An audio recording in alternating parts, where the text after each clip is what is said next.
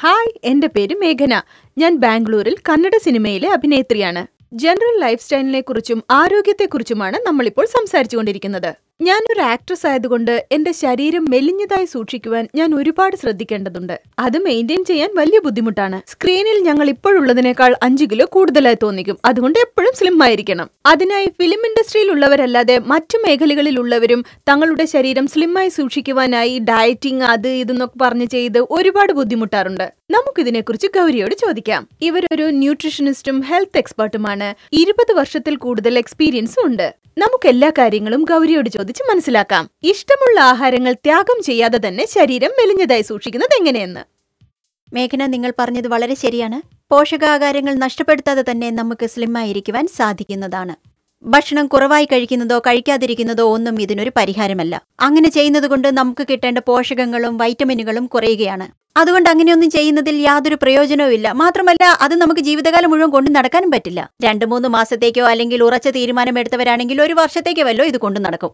അതിനുശേഷം എല്ലാം ഉപയോഗിച്ച് വീണ്ടും പഴയതുപോലെ ഇഷ്ടമുള്ളതൊക്കെ വലിച്ചു വാരി തിന്നാൻ തുടങ്ങും. അപ്പോൾ പഴയതിനേക്കാൾ കൂടുതലായി ഭാരം കൂടുകയേ ചെയ്യൂ. അതുകൊണ്ട് ഇത്തരം ഡയറ്റ് പ്ലാനുകൾ ഉപേക്ഷിക്കുകയാണ് ഏറ്റവും നല്ലത്. ക്രമമായ ഭക്ഷണ രീതി, കുറഞ്ഞ ഇടവേളകളിൽ വളരെ കൃത്യമായ രീതിയിൽ നല്ല ന്യൂട്രിയൻസ് ഉള്ള ആഹാരം കഴിക്കുന്നതാണ് ഏറ്റവും നല്ലത്.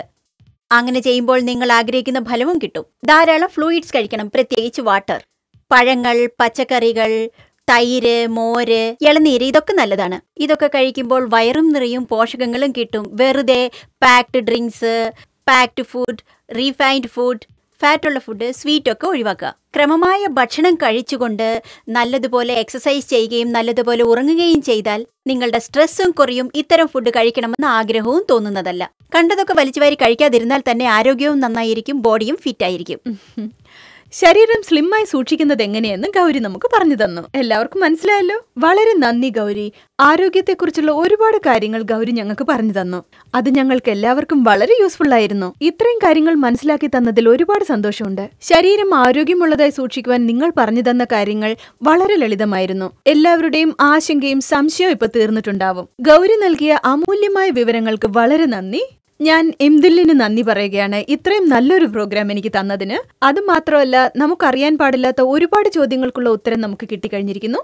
ന്യൂട്രീഷനെ കുറിച്ചുള്ള ഒരുപാട് ഉത്തരങ്ങൾ നിങ്ങൾക്ക് ആവശ്യമുണ്ടെങ്കിൽ ഞങ്ങളുടെ വെബ്സൈറ്റ് ഓപ്പൺ ചെയ്ത് നോക്കൂ. താങ്ക്